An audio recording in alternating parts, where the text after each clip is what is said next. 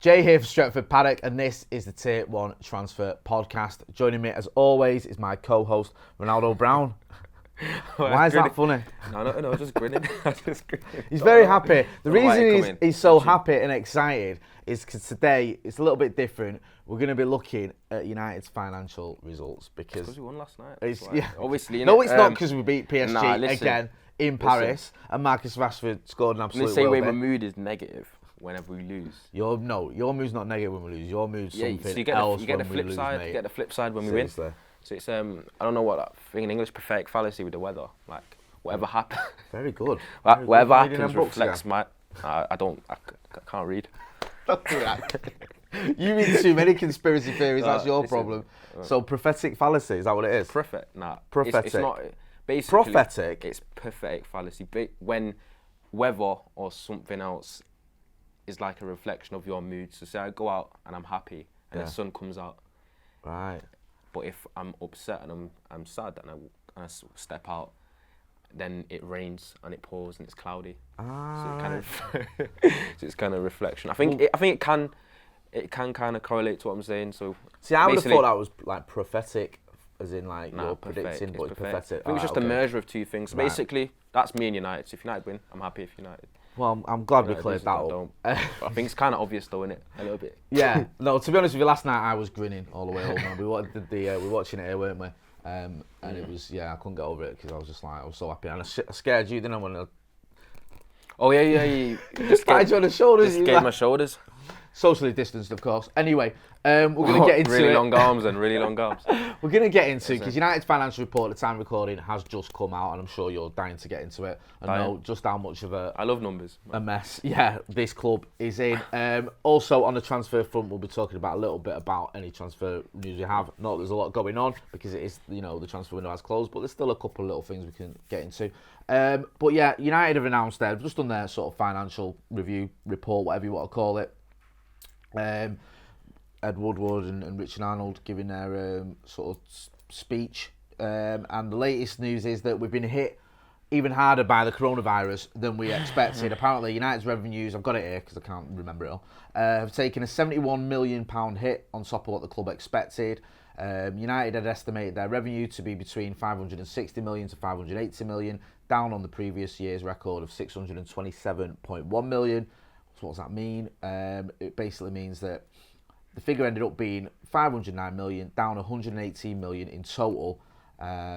So United lost, it sort of says a decrease of 21 million over the prior year. Commercial revenue for the AV Care was 279 million, an increase of 33.9 million.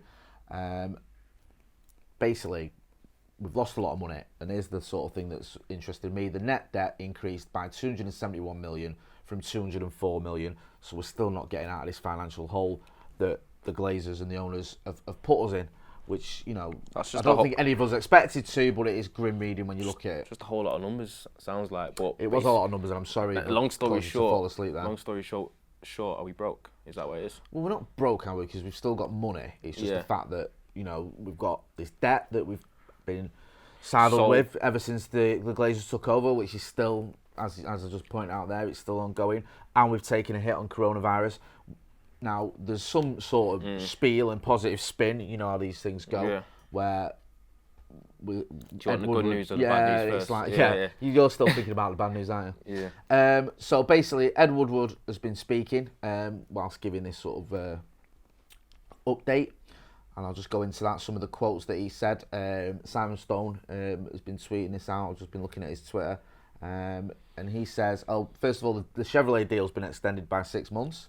Which means what to anyone? Yeah. Chevrolet. Wow.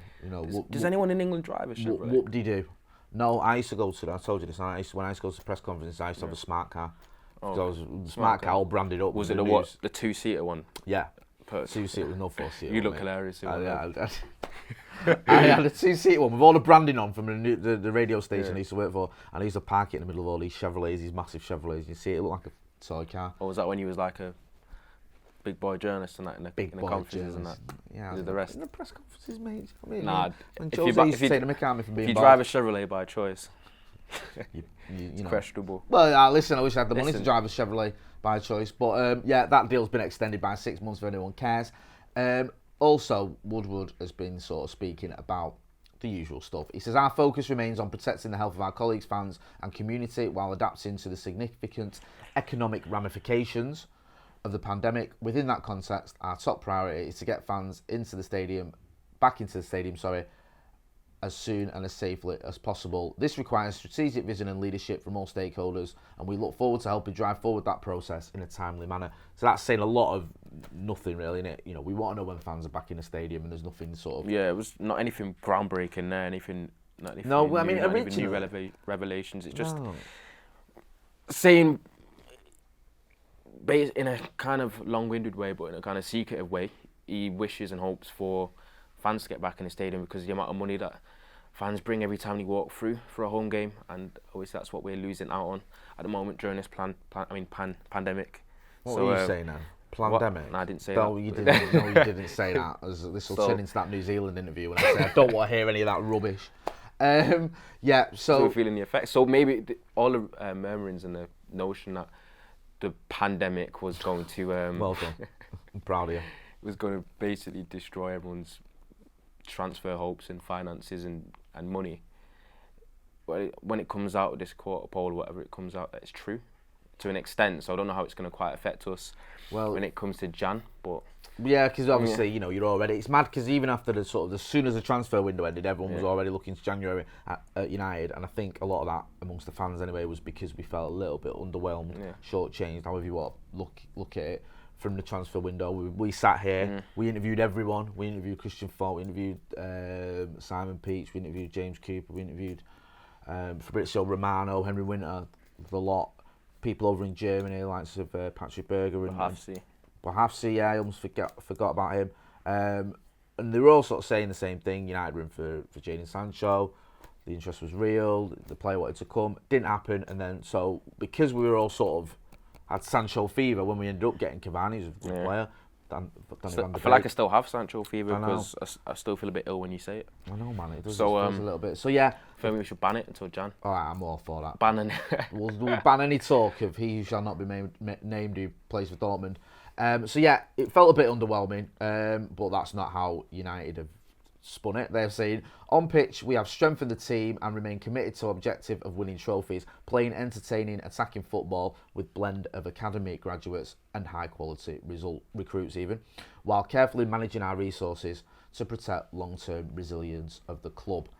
I mean, that's more or less what you hear every year, isn't it, from United? Every single year. You know, we're committed to this. We've strengthened, blend of academy and stuff like that. I mean, just a bunch of PR paragraphs, isn't it? It is really. It's not. It is really. There's also they've been talking about the accounts regarding Jose's dismissal. Exceptional costs for the prior year were 19.6 million, relating to compensation to the former manager and certain members of the coaching staff for loss of office. So nearly 20 million quid there. That owed to Mourinho. Jose, yeah. Well, it says Jose and staff. I don't know how much of it he got and some of the staff that he may have taken with him got as well. Mourinho raking it in. That's more than we paid for Alex Salazar, isn't it? That's good money if you can get That's crazy.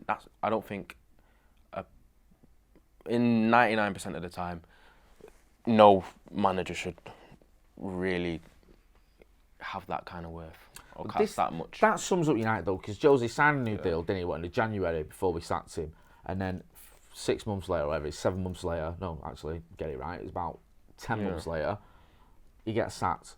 I mean, it's ridiculous, and it's a similar scenario. Now you're in with Phil Jones signed a new contract not that long ago, and he's not even in the Premier League squad. Do you know what I mean? It's like you just it makes it obviously tells you here. There's no strategy, but obviously tells you how political this game can be. We don't really know what's around the fact that the likes of Phil Jones and so on get their contracts extended, because it can't honestly be on performance. So you just kind of questions you what is the motivation behind those kind of dealings? Have these players just got certain things in their contracts that they first signed, or have they just got certain powers with their agents? I don't know. I thought Phil Jones had much power, even being brutally honest. Well, but I think sometimes it's sentiment comes into it, and it's like, oh, he's been here a long time. He's played a lot of football for us. Let's give him a contract. Has he played a lot? well, over the years, I don't Yeah, know. no. In the last couple of years, he's barely played at all. Nah, sentiment. I don't know. No man. time for sentiment when you're trying to get back to the top. Trying to be ruthless with it. Got to be more. Got to get rid of the. I'm not going to use the term, but people that are surplus requirements. I'm not going to. Yes, I know what you mean. Fringe players. Fringe players. Barely used. And not giving them big extensions. Like my hair which dryer. doesn't help you because you're not going to play them, but then also means that you're going to have a hard time actually selling them because no other club wants to pay what you're paying them. If it wasn't for Inter, we'd have been screwed when getting rid of players. Thankfully, they just want all our players, so that did us a massive favour. Also, Ed Woodward says he's spoken even, to get my words out, one of the most extraordinary and challenging seasons in recent history. Big challenges and uncertainties ahead as pandemic continues to disrupt our way of life. Disruption clear to see in the financial results. Expect impact even to remain visible for some time. He also goes on to say, never be satisfied with United unless we're winning trophies, but third place Premier League finish and strong cup runs last season showed we are making progress. We have a clear strategy under Ollie to build a successful team. And again, this is what I sort of alluded to a minute ago, with homegrown talent blended with high quality recruits. Do you put any weight behind those words when it comes to his support of Ole Gunnar Solskjaer? Well, not really, because is he really going to come out and do the opposite? No. If obviously Ollie's in charge right now, you invariably, whether you like it or not, I know some fans can't really get their head around that. You need to back him. Even after he won last night, you need to back who's the United manager right now. Behind him, why not? Do you know what I'm saying? Does nothing. 10 away wins on the trot. Yeah. There's nothing being constantly negative, Jay. That's your philosophy in life, That's my philosophy. Just back him, because you got to take into account the cards he's been dealt. I feel like some people aren't doing that, and sometimes players have got to take responsibility as well, because sometimes it varies in terms of credit, because sometimes if a team's having a great run of form and they're winning games, sometimes you think are the players getting too much credit or is the manager getting too much credit? It's difficult to find a balance, because sometimes if you're the likes of Pep Guardiola and you've always had exceptional players and bucket loads of money, just a splash. Can I have another keeper? Yeah, can I have another? I don't like him. Can I have a different one? Yeah, nobody's. Can I have another left back? Oh, he's not that good. Can I have another one? You don't know what these managers are going to be like when they've got a bit of adversity. That's a good point. So the managers, you got to respect to the ones that do more with less. So then you can kind of see, it kind of quantifies their importance a bit more. But so that's why I feel when I look at the Ollie reign, sometimes I've questioned like United's motivation going into games. Sometimes I feel like there was a lot of games where he started flat. So that boiled down to is the manager, has he got the fire in him to kind of fire up a team? Because sometimes coming out of half time, I remember a year ago against Wolves, I wanted a reaction after half time, and we came out flat again, and I was like, that's got to be on coaching. That's on that maybe side of it, but other than that, I'm not anti-Ollie at all. I think he's done well enough for what we've got, and he's got enough feathers under his cap so far as United manager to think he deserves a chance, and he deserves a chance where he gets backed properly. That's just my opinion. I like it. I like the fact you put your feathers under your cap as well, which is What, is that the wrong one? No, I didn't know. I thought you put your feathers in your cap. Is that feathers in your cap? Oh, yeah, feather in the cap. Wait, Jay. If you've got a cap... Let's go. I'm going to argue this. Go on. And... No, it's not going to work. Right, okay. It's not even going there. If you want to get involved in comments, let us know if you put your feathers under your cap or in your cap. Feather in your cap. With Ronaldo, he keeps them under his cap. It's a verbal typo. But don't tell anyone because he keeps that under his cap. Verbal typo. Sorry. Sorry, man, you're allowed. Again, more manager. I'm sorry about this boring managerial speak from Woodward, but I will get through it and we'll move on quickly. He says the usual sort of stuff. While our commitment to investment remains, it must be balanced with recognition of the extraordinarily challenging environment facing us and all football clubs at this time. The bottom line is we are investing and we will continue to invest to back the manager. Back the manager. That's what me and him have been saying. You know, as fans, we can back the manager. I think he's earned it, as you just mentioned. And it, you know, Wood was at least saying that he's going to back the manager. But we'll see that hopefully in January, and if not, certainly next summer. We need to sort of go big or go home, really, don't we? Because, as I said earlier, this summer was barely satisfactory, if I'm being brutally honest. Barely satisfactory. Ollie didn't get any of his transfer targets. and then we start off slow and start off shit, and then with a squad that hasn't really improved, whereas everyone else has, and then everyone's reaction is, sack Ollie.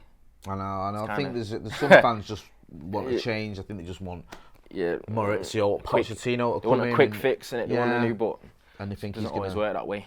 I think he's going to be able to sort everything out. I don't see it like that, and I think Ollie's setting us on this path. And there's been a few little bumpy bits, but by and large, we're moving forward. There's little bits where he can improve. Don't get me wrong, as I just mentioned. Probably his man management in terms of firing up a squad, being a bit more ruthless.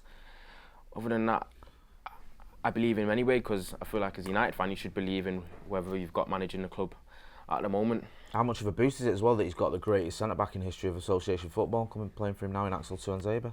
It's absolutely immense, mate. Do you know what I mean? I can only help you when that happens. We might never lose again.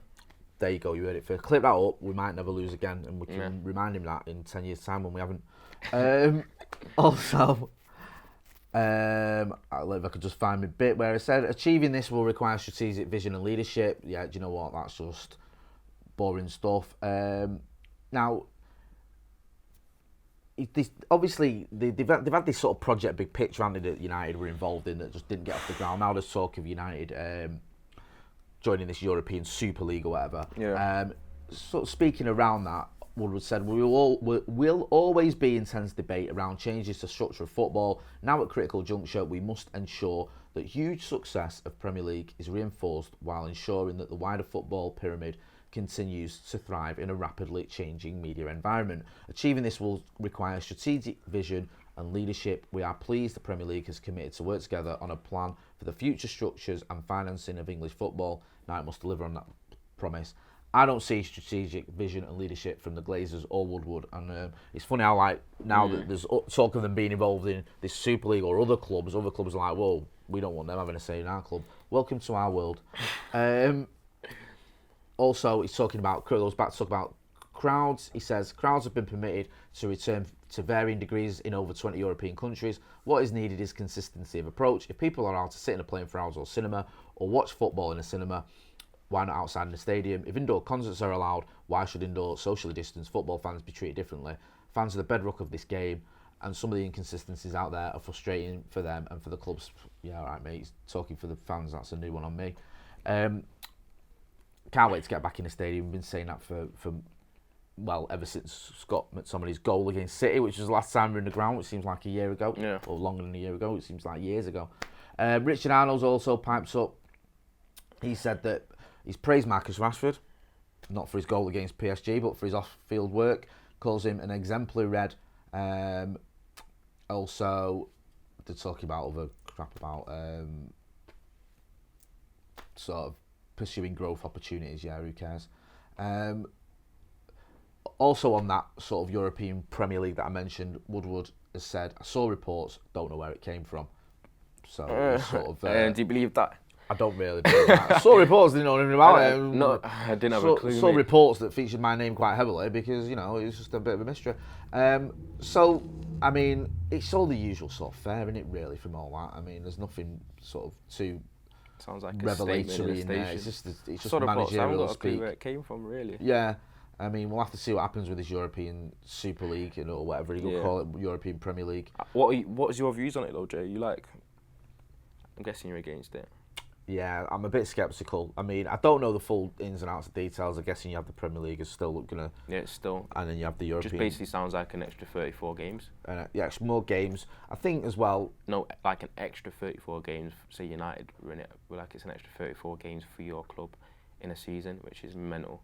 But then they're kind of subtracting that. Like if you go throughout the whole Champions League, how many games is that? Is it 16? It's not that many. 4, 3, What, you have 6 in the group, don't you? 6. Oh, you do not have 2 legs anymore or did he still do 2 legs? Yeah, I think so. No, I think it's about... It's not like it used to be where you used to be able to win it by just winning basically 6 games, and if you were the Scousers, you didn't play anyone until the final. Yeah, I think it's around 12 to 13. I'm not. So I can't do it's going to be extended a lot anyway. Yeah, but to me, it's subtracting that because they're saying that it might replace the Champions League. So they're carrying it saying that it won't be too many extra games. It'll just be midweek. But as Steve said the other day, what if the games are neutral? Don't know if the games are going to be neutral, and then you're playing against Newcastle on the Saturday, and then on a Tuesday you're in Singapore playing PSG, and then you've got to come back. It just sounds like another way to shaft the fans. To me. That's all it does. It just seems like they won't be happy until there's no fans ever in the football stadiums. We're all playing on the moon, and they're charging you £500 on pay-per-view to watch it. So forgive me if I'm not too sort of enamoured of the idea of the Glazers having more of the same football, and also making it more difficult for fans to go and watch games, whether that's at home or in a stadium. It just seems like it's financially driven, mate. The gentrification of association football, which I'm not into. I mean, there's not really much more to say about that. If you're still with us, if you've not been bored to tears by the financial reports, it's the same old stuff, innit? The only sort of, I thought you were nodding off there. Interesting thing is they are sort of coming out and backing the manager, verbally at least. We'll see whether they put the money where the mouth is. On the transfer front, this week, earlier on, we had this announcement, or this sort of story doing the rounds, that United had reached an agreement for this 16-year-old. I think I had it in my paper talk. Well, no, I had it in my paper talk. Let's say, going a bit losing it there. He's been dubbed the next Luis Figo. The idea is that we've got this sort of first refusal on him for 40 million euros or whatever it is. Seems like United are looking at more youngsters. We know in the transfer window, we obviously bought in like Palestri and Diallo. It's like we're bringing these players in. You go back to Hannibal, who I think we paid a lot of money for when he was only a teenager. So there seems to be this slight shift as well. I know we've got Cavani, which is nothing like that, but we are targeting these youngsters, going in 16-year-olds and paying potentially paying millions of pounds for them. Do you think that's the way forward, considering, as we've just spoken about, our financial results ain't great? I don't know, sometimes it's hit and miss.